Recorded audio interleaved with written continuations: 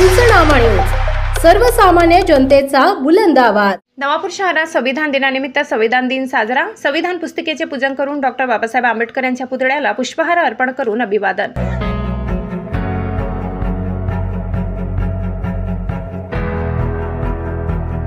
नवापूर शहरात संविधान दिन मोठ्या उत्साहात साजरा करण्यात आला। कार्यक्रमाची सुरुवात बुद्धवंदना म्हणून करण्यात आली। तदनंतर सर्वप्रथम संविधान पुस्तिकेचे पूजन करून महामानव डॉक्टर बाबासाहेब आंबेडकर यांच्या पुतळ्याला पुष्पहार अर्पण करून अभिवादन करण्यात आले।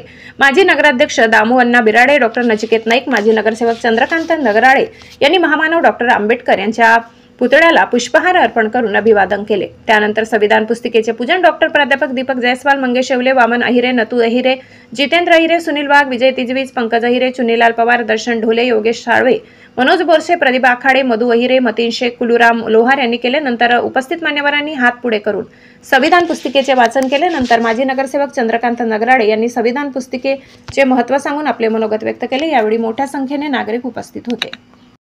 रुतबा मेरे सर को तेरे संविधान से मिला है, ये सम्मान भी मुझे तेरे संविधान से मिला है, ये सम्मान भी मुझे तेरे संविधान से मिला है। औरों को जो मिला होगा वो मुकद्दर से मिला होगा, मुझे मुकद्दर भी तेरे संविधान से मिला है।